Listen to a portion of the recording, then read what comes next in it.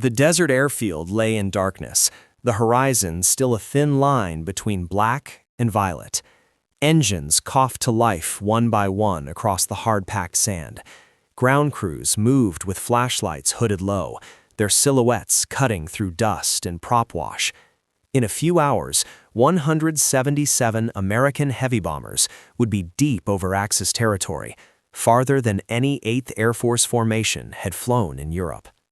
They were consolidated B-24 Liberators of the 9th Air Force, but among the men preparing for the mission were veterans who had once flown the older, heavier bomber, whose reputation still divided crews and critics alike, the Boeing B-17 Flying Fortress.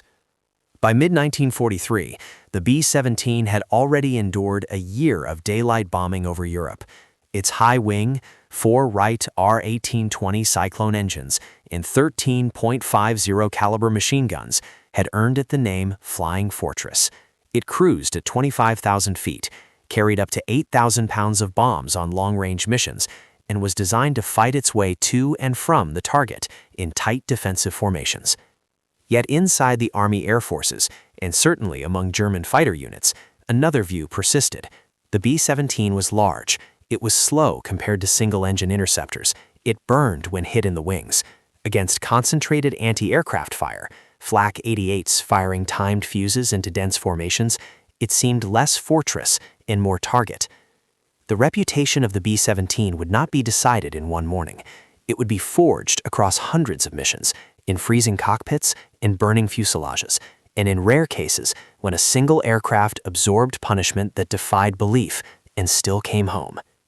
October 9, 1943, Bremen, Germany. At 6 a.m., 96 B-17s of the 8th Air Force lifted off from airfields in eastern England. Their objective was the Focke-Wulf aircraft factory at Bremen, 400 miles from base. The route would carry them across the North Sea, then inland over some of the most heavily defended airspace in Europe.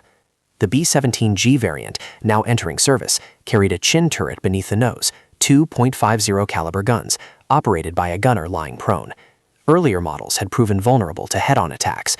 German pilots had learned to approach from 12 o'clock high, closing rapidly and firing 20mm and 30mm cannon rounds into the cockpit and nose. The chin turret altered the geometry of those attacks, forcing interceptors to adjust. Still, escort coverage remained limited.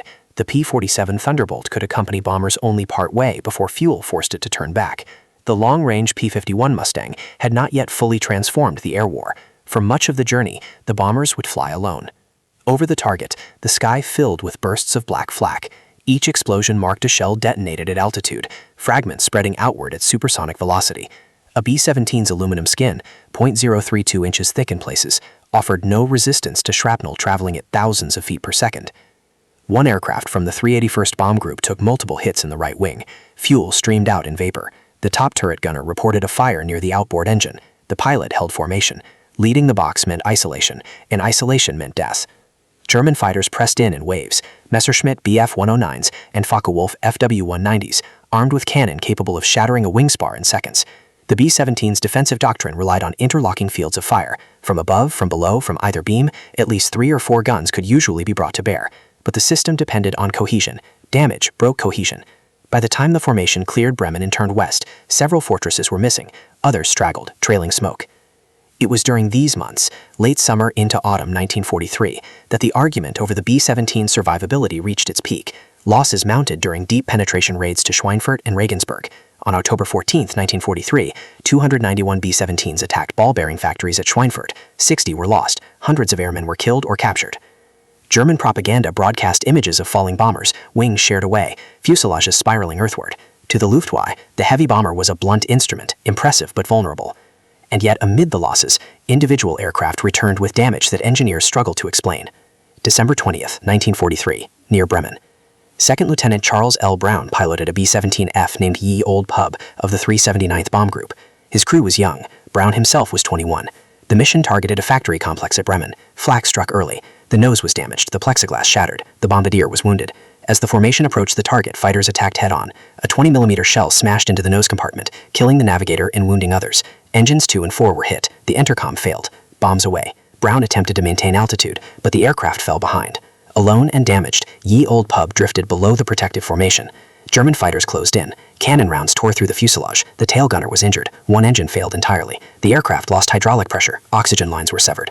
At 25,000 feet, with temperatures below -40 degrees Fahrenheit, frost formed inside the cockpit. Blood froze on flight suits. By the time the coast came into view, Brown's B-17 was barely controllable. The vertical stabilizer had been shredded. The right horizontal stabilizer was nearly severed. More than a dozen large holes pierced the fuselage. It was then that a German fighter approached, an FW-190 flown by Franz Stigler. He closed within meters of the crippled bomber. He saw the wounded crew, the tail gunner slumped, the gaping holes. He later said he could see the pilot's face. Stigler did not fire. Instead, he formed alongside the B-17, gesturing for Brown to land in Germany. Brown did not understand. Stigler escorted the damaged bomber toward the North Sea, then broke away. Ye Olde Pub crossed the coast and limped back to England. Mechanics counted over 100 holes in the airframe. Some accounts placed the number far higher when smaller punctures were included. The vertical stabilizer spar was damaged but intact by inches. The incident became known only decades later, when Brown and Stigler met and confirmed the encounter. It did not erase the losses of 1943, but it illustrated something fundamental. A B-17 could endure catastrophic structural damage and remain airborne long enough to reach home. The explanation lay in design and in redundancy. The B-17's wing was built around two main spars running spanwise. Fuel tanks were self-sealing, layered with vulcanized rubber that expanded when penetrated by bullets, reducing leakage. Control cables ran in multiple paths along the fuselage. 4 engines provided not just thrust but margin. The aircraft could maintain altitude on 3, sometimes even 2, if weight was reduced. Armor plate protected crew positions. The nose, once vulnerable, gained additional guns in later variants. The aircraft's service ceiling exceeded that of many early war interceptors. None of this made the B-17 invulnerable, but it shifted probabilities. February 3, 1945, Berlin. By early 1945, the strategic situation had reversed. Long-range escort fighters accompanied bombers from takeoff to target and back. The Luftwaffe was depleted, fuel scarce, pilot training shortened. On that winter morning, more than 1,000 American bombers, B-17s and B-24s, approached Berlin under heavy cloud cover. Snow lay across the city. Flak batteries still ringed the capital, and anti-aircraft fire remained dense.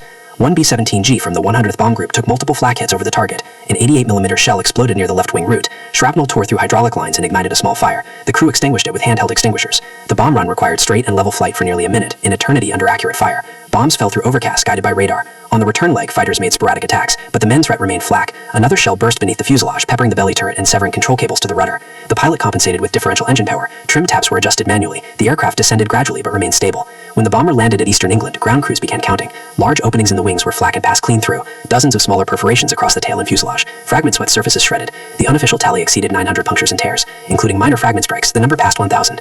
Photographs of such aircraft circulated widely. Crews stood beside their battered machines, aluminum skin peeled back, ribs exposed like bone. These images became quiet rebuttals to the claim that the heavy bomber was merely a sitting duck. The reality was more complex. Between 1942 and 1945, the 8th Air Force alone lost over 4,000 B-17s in combat. Tens of thousands of airmen were killed. The daylight bombing campaign extracted a severe cost. Missions to Schweinfurt and Regensburg in Berlin proved that unescorted bombers could not penetrate deep into Germany with prohibitive losses. The turning point came not from armor or additional guns, but from range. The arrival of the Merlin-powered P-51 Mustang extended Air Force escort to the heart of the Reich. German interceptors could no longer assemble on a post. Attrition shifted. Within that larger transformation, the B-17 remained central. Its bomb load, though smaller than that of the B-24, was delivered with notable accuracy at high altitude. Its high wing gave it stability on the bomb run. Crews often reported that it handled particularly even when damaged. Engineers at Boeing had not designed it to absorb 1,000 holes. They had designed it to maintain structural integrity under stress. Combat added variables no blueprint could fully anticipate. The air war over Europe was a contest of production as much as tactics. American factories produced over 12,000 B-17s between 1936 and 1945. Losses were replaced. Air crews trained in cycles measured in months. By spring 1945, German cities lay in ruins. Transportation networks were crippled. Oil production collapsed under sustained bombing at scientific Camplatz. When the war in Europe ended on May 8, 1945, thousands of B-17s remained on airfields across England and the continent. Many would be scrapped within a year. Aluminum was valuable. Peace left little need for 4-engine heavy bombers. But the record endured. In museums and archives, maintenance logs still list repair counts. In some cases, diagrams mark the locations of flak holes, path-fit riveted plates. Testimonies from crew chiefs describe replacing entire sections of wing skin overnight to return an aircraft to service. The phrase 1,000 holes became shorthand, not for invincibility, but for endurance under conditions few machines or men were expected to survive. The B-17 was not immune to Kaimyuma fire. It fell in flames over Bremen and Schweinfurt. It broke apart under concentrated cannon fire. Crews bailed out into winter skies, often into captivity. Yet enough returned, damaged almost beyond recognition, to alter perception. What seemed a large, vulnerable target revealed layers of result built into its structure and into the doctrine that surrounded it.